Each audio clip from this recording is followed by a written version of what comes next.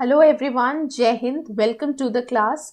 Today we will be discussing about top 25 MCQs from the topic elements, compounds and mixtures in chemistry. Okay, so let's get started with the class. So here comes the first question. In which one of the following chemical equations is the law of conservation of mass violated? Okay, so आपको क्या बताना है कि कौन सी ऐसी equation है जिसमें कि लॉ ऑफ कंजर्वेशन ऑफ मास को फॉलो नहीं किया गया है. Yes, so the correct answer for this question is D. Okay, so you can see here कि जो लॉ ऑफ कंजर्वेशन ऑफ मास है, इट मीन्स जितना मास रिएक्टेंट का होगा उतना ही मास प्रोडक्ट का होगा. Okay, so you can see that the option D, it is not following this rule or this law. Okay, next question. Mass of 0.1 mole of glucose will be 0.1 mole glucose का mass कितना होगा. Okay, so you know कि जो 1 mole है, 1 mole glucose है, that is that is the molecular mass of glucose. ठीक है, तो यहाँ पे आप देख सकते हैं इसका करेक्ट आंसर 18 है. ओके, तो 1 मोल में आपको पता है मॉलिक्यूलर मास के बराबर ही होगा वेट. ओके, तो C6H12 और O6 है ग्लूकोज. ठीक है, तो यहाँ पे 6 कार्बन का हो गया 12 प्लस यहाँ 12 हाइड्रोजन का हो गया 1 प्लस यहाँ पे 6 ऑक्सीजन का हो गया 16. Okay, so you will going to get 180 grams. आपको क्या मिलेगा? 180 ग्राम्स. ओके, तो आप यहाँ पे देखिए 1 मोल में 180 ग्राम है. Okay, it is 180 gram in 1 mole. तो 0.1 में कितना हो जाएगा? 18 grams. Okay, so this is how you will going to get 18 grams here. Okay, moving ahead to next question. Which among the following metals is the lightest? Okay, इनमें से कौन सा metal है जो सबसे लाइट होगा? सो the correct answer is aluminium. Okay, तो aluminium का आप देख सकते हैं जो डेंसिटी है वो काफ़ी कम है. It is very light. Okay, it is 2.7. Tin है 7.34. कॉपर है 8.96. लेड है 11.34. Okay, so yes, the lightest of all is the aluminium. Okay, moving ahead to the next question.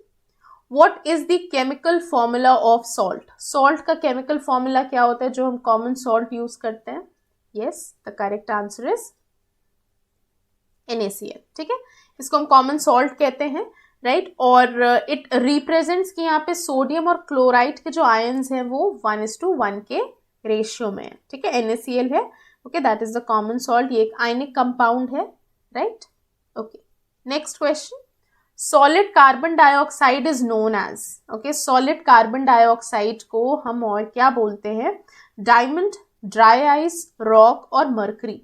Yes, what do we call to the solid carbon dioxide? That is dry ice. ठीक है, इसको हम dry ice कहते हैं, solid CO2 को. Next question. Which of the following is a set of mixtures? आपको बताना है इनमें से ये आपके पास 3 है. ठीक है, like there is air, water, wood और wood, sand, salt. ओके, तो आपको बताना है कौन सा सेट है जिसमें सब मिक्सचर्स हैं.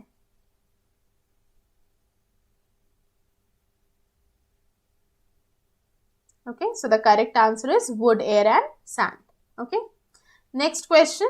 Which among the following is a homogeneous solution? ठीक है, तो आपको पता है 2 टाइप के सोल्यूशन होते हैं. एक तो होमोजेनस होता है, एक हेट्रोजेनस होता है. ठीक है, तो आपको होमोजेनस बताना है.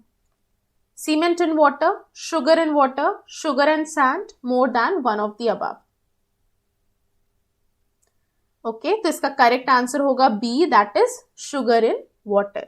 ओके, तो आप यहाँ पे देख सकते हैं जो होमोजेनस मिक्सचर है, okay, that has same proportion of its compound in a sample. Okay, तो हम जब समझना देखिए, जब आपको समझना है कि what is homogeneous, what is heterogeneous, तो होमोजेनस वो मिक्सचर होते हैं जो प्रॉपर्ली डिसॉल्व हो जाते हैं. जैसे कि वाटर में अगर आप सॉल्ट डिसॉल्व करें वो प्रॉपर्ली डिसॉल्व हो जाएगा. ओके, देन शुगर वाटर में डिसॉल्व करें वो भी डिसॉल्व हो जाएगा. तो आपको वो like it appears as a one solution. इसमें आपको कोई डिस्टिंक्शन उसके कंपोनेंट का नहीं दिख रहा है. Okay, but in case of heterogeneous, heterogeneous के केस में क्या है, जैसे सैंड और वाटर है, ठीक है, राइट, वो हेट्रोजेनस है। शुगर और सैंड है, ये हेट्रोजेनस है। सीमेंट एंड वाटर है, ये हेट्रोजेनस है। बिकॉज जब आप शुगर और सैंड को एक साथ रखते हैं तो आप देखते हैं कि वो डिसॉल्व नहीं हो रहे हैं, ओके।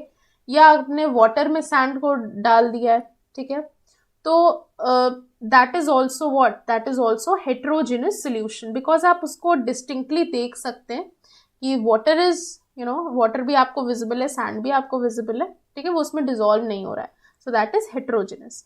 होमोजेनस में it will be dissolved, okay. So sugar in water या सॉल्ट इन वाटर जो है वो होमोजेनस सोल्यूशन है। Next question, a solution in which no more solute can be dissolved at a given temperature is called unsaturated solution, universal solvent, volatile solution और saturated solution, okay? तो आपको क्या बताना है कि ऐसा सोल्यूशन जिसमें फर्दर और अमाउंट आप सोल्यूट का नहीं ऐड कर सकते, ओके, तो उसको आप क्या कहेंगे, right, what it will be called.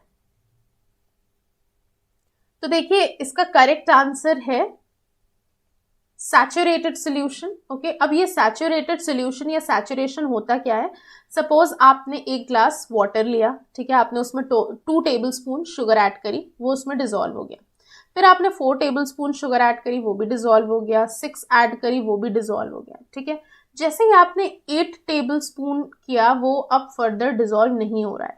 इसका मतलब कि अब वो सोल्यूशन सैचुरेटेड हो गया है, उसकी एक लिमिट है टू डिसॉल्व द सोल्यूट।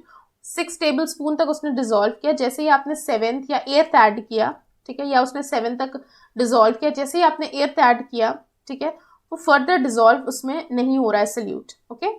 तो देखिए when you keep adding sugar to water, एक टाइम आएगा जब no more sugar will going to dissolve in it, ठीक है। आप फर्दर अगर डिसॉल्व करना चाहो तो शुगर उसमें डिसॉल्व नहीं होगी, it will going to settle at bottom, और उसी सोल्यूशन को हम कहते हैं कि अब ये सोल्यूशन सैचुरेटेड हो गया है, इसमें फर्दर अमाउंट सोल्यूट का डिसॉल्व नहीं होगा, ठीक है, right. Next question, which one among the following statements regarding the properties of mixtures and compounds is not correct, ठीक है, आपको बताना है कि इनमें से कौन से स्टेटमेंट है, ओके, आपको ये बताना है कि जो प्रॉपर्टीज होती हैं मिक्सचर की, कंपाउंड की, उनके रिगार्डिंग कौन से स्टेटमेंट है जो करेक्ट नहीं है। यस,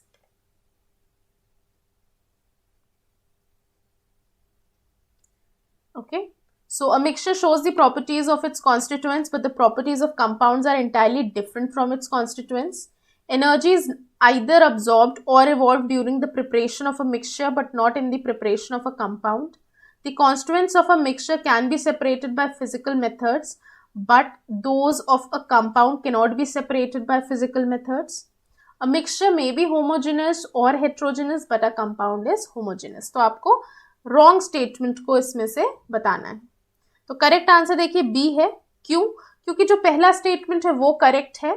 जो मिक्सचर होता है वो अपने सारे कॉन्स्टिट्यूएंट्स जिसका भी वो बना है उसकी प्रॉपर्टी शो करता है। बट अगर हम कंपाउंड की बात करें, जैसे NaCl एक कंपाउंड है, ठीक है, it is an ionic compound, और वो NaCl एक कंपाउंड बनके उसकी प्रॉपर्टी शो करेगा, वो सोडियम या क्लोरीन की प्रॉपर्टी शो नहीं करेगा, ओके। तो कंपाउंड जो है that is different, okay. It will going to show the property of the like जो compound है वो अपनी property show करता है, अपने constituent की property show नहीं करता, while the mixture it shows the property of its constituents, okay. Constituents of a mixture can be separated by physical method. हाँ, आप mixture को physical method से separate कर सकते हो, but the compounds, okay, those of the compounds it cannot be separated by the physical method, okay. Then mixture homogeneous हो सकता है, heterogeneous हो सकता है, but compound will be homogeneous, okay. ठीक है, तो यहाँ पे this explanation is already given, okay, right. चलिए next question, which of the following elements forms the highest number of compounds? कौन सा element है जिसमें कि highest number of compounds देखे गए हैं? Is it oxygen? Is it hydrogen? Is it chlorine? or is it carbon? तो correct answer इसका है carbon, okay. Carbon it is capable of forming a large number of chemical compounds, ठीक है, और at least 10 million in number, ठीक है, इतने compounds carbon बना सकता है, राइट। और इसके डिफरेंट एलोट्रोप्स भी प्रेजेंट है, आपको पता है ग्रेफाइट है, फुलरीन है, डायमंड है, okay. So these are some of the allotropic form of the carbon. Allotropes मतलब क्या कि उनका कॉन्स्टिट्यूएंट तो कार्बन है but they exist in these many different forms, okay. Alright, next question, the formation of 5 oxides of nitrogen is an example of. जो 5 oxides होते हैं nitrogen के, ठीक है, उसका जो फॉर्मेशन होता है वो किसका एग्जाम्पल है? Law of multiple proportion, law of conservation of mass, law of reciprocal proportion और law of gaseous volume. Yes, the formation of 5 oxides of nitrogen. तो इसका करेक्ट आंसर है लॉ ऑफ मल्टीपल प्रोपोर्शन, ठीक है। Law of multiple proportion में it states that कि अगर 2 या 2 से ज्यादा कंपाउंड है, okay, they are formed by the combination of 2 elements. 2 elements हैं, ऑक्सीजन है, नाइट्रोजन है, उसके कॉम्बिनेशन से 2 या 2 से ज्यादा कंपाउंड्स बन रहे हैं। तो जो वेट है पहले एलिमेंट का, जैसे जो नाइट्रोजन है, और जो ऑक्सीजन है वो अपने सिंपलेस्ट रेशियो में कंबाइन करेंगे ऑफ होल नंबर, ठीक है। ये form it was formulated by Dalton, okay, right. चलिए next question, the balancing of chemical reaction. आपके सामने एक रिएक्शन है, ठीक है, आपको कोफिशिएंट बताना है MgCl2 का, ठीक है। तो जब आप पूरी रिएक्शन बैलेंस कर लेंगे, आपको यहाँ पे एक नंबर आएगा, एक डिजिट आएगा, that is the coefficient of MgCl2। अब इसको बैलेंस कैसे करेंगे? देखिए, सबसे पहले आप क्लोरीन देखिए, यहाँ कितने क्लोरीन है? 3, यहाँ कितने हैं? 2। तो आप यहाँ पे 2 कर दीजिए, तो 2 इंटू 3 यहाँ 6 हो गए, 6 क्लोरीन यहाँ हो गए, और यहाँ पे 3 कर दीजिए, 3 इंटू 2 6 क्लोरीन यहाँ हो गया। क्लोरीन बैलेंस हो गया, ठीक है। आयरन देखिए, 2 इधर है, 2 इधर है, आयरन ऑलरेडी बैलेंस्ड है, ओके। अब आप मैग्नीशियम देखिए, ओके, मैग्नीशियम देखिए यहाँ पे 3 है, तो आप यहाँ पे 3 कर दीजिए, मैग्नीशियम भी बैलेंस हो गया, और ऑक्सीजन यहाँ 3 है, तो ये ऑक्सीजन यहाँ पे भी 3 हो गया, ठीक है। तो रिएक्टेंट्स और प्रोडक्ट्स बराबर हो गए, राइट। तो the correct answer will be 3, ठीक है। यहाँ पे देखिए MgCl2 का जो कोफिशिएंट आया वो क्या आया? 3 आया, ओके। तो ये बैलेंसिंग आपको कैसे करनी है, that is also mentioned here, okay. Next question, sulphur and oxygen atoms combined together in the ratio of 2:3 by mass to form an oxide. तो ऑप्शंस में आपको सब सल्फर के ऑक्साइड्स दिए हैं। देखिए, ये S2O3 है, ये S3O2 है, this is SO4 and this is SO3, ठीक है। तो जो सल्फर और ऑक्सीजन के एटम हैं वो एक रेशियो में कंबाइन करते हैं 2:3 में बाय मास एक ऑक्साइड बनाने के लिए। करेक्ट फॉर्मूला उस ऑक्साइड का बताना है आपको जिसमें सल्फर और ऑक्सीजन का जो मास का रेशियो है वो 2:3 है। अब इसको देखिए, इस टाइप के क्वेश्चन को करने का एक तरीका होता है, आप हर एक ऑप्शन में वैल्यूज रख के भी इसका करेक्ट आंसर निकाल सकते हैं, ठीक है। जैसे यहाँ पे करेक्ट आंसर क्या है? सल्फर ट्राइऑक्साइड, ठीक है। अब देखिए, सल्फर तो आपको दिया है 32, तो यहाँ पे सल्फर 32 हो गया, ठीक है। ऑक्सीजन यहाँ पे 16 दिया है, बट जब ये O3 हो जाएगा, जब ये O3 हो जाएगा, सल्फर 32 हो गया और ऑक्साइड, ठीक है, O3 हो गया, तो O3 का मतलब 16 इंटू 3, यानी ये क्या हो गया? 48। तो सल्फर आपको 32 है, ठीक है, वो तो सब में ही 32 है, यहाँ पे S2 में अलग है, S3 में अलग है, बट यहाँ S में it will B 32, okay. Oxygen 16 है, इंटू 3 आप करेंगे 48 आ जाएगा। अब आप इन दोनों का रेशियो देखिए, ये 2:3 ही तो आ रहा है, right. So by mass sulphur and oxygen 2:3 किस में प्रेजेंट है? In sulphur trioxide. So you can find the formula like this, okay. You can put the values in each of the options and get the answer, right. चलिए next, which one of the following is a heterogeneous mixture? इसमें से कौन सा heterogeneous mixture है? Hydrochloric acid, vinegar, milk और soda water. yes, the heterogeneous mixture। तो इसका correct answer है मिल्क, ठीक है। मिल्क एक हेट्रोजेनस मिक्सचर है और इसमें फैट भी प्रेजेंट होता है, प्रोटीन भी होता है, that is dispersed in water, ठीक है। Next question, which of the following is a heterogeneous system? Okay, आपको बताना है वो पूरा हेट्रोजेनस सिस्टम है। The cooling fluid in a radiator, atmospheric air, cooking gas in a cylinder, a mixture of ice, water and steam. Yes, which of the following is a heterogeneous system?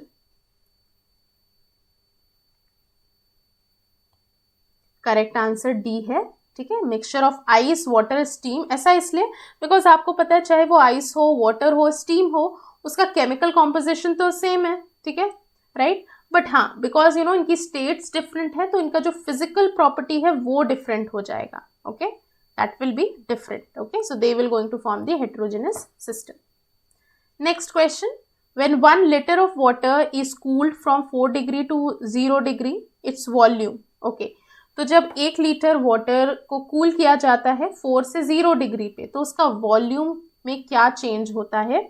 First decreases then increases, remains the same, increases और decreases? Yes, what will be the correct answer? इसका correct answer होगा increases, ठीक है। जब 1 litre water आप add like when 1 litre of water it is cooled, आप 4 से 0 degree पे कूल कर रहे हैं तो एक फिनोमेना है अनॉमलस एक्सपेंशन ऑफ वाटर, ठीक है, तो दिस अनॉमलस मतलब अबनॉर्मल, ठीक है, तो ये अबनॉर्मल एक्सपेंशन ऑफ वाटर है जिसमें कि जब आप टेम्परेचर कम करते हैं 4 से 0 डिग्री पे तो वॉल्यूम इंक्रीज होती है, okay, so this is abnormal but this is anomalous expansion of water, so the volume will increase.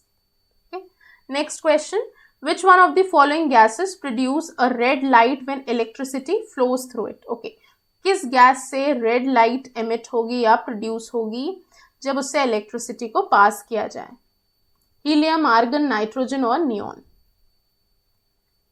तो करेक्ट आंसर डी है, दैट इज नियॉन, ओके। आप देखिए यहाँ पे ये टेबल दी है, please go through this table, ठीक है, आपको इसमें पता चलेगा कि कौन सी गैस है वो कौन सा कलर देती है when the electricity flows through it, okay, तो हाइड्रोजन से ब्लू वॉयलेट, हीलियम से पिंक ऑरेंज, नियॉन से रेड, आर्गन से वायलेट, क्रिप्टन से लैवेंडर, ऑक्सीजन से ब्लू वॉयलेट, मर्करी से ब्लू वॉयलेट, जिनॉन से ब्लू एंड वाटर से वेपर पिंक, ओके,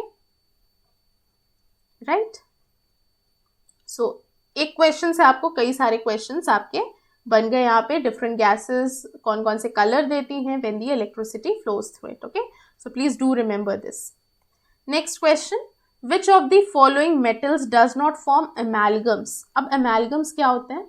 एमैलगम्स होते क्या है, जब मर्करी के साथ कोई भी मेटल है वो कंबाइन करता है so it form amalgams, okay, right, तो कौन सा ऐसा मेटल है जो कि एमैलगम नहीं बनाता है? जिंक, कॉपर, मैग्नीशियम और iron? Yes, does not form एमैलगम।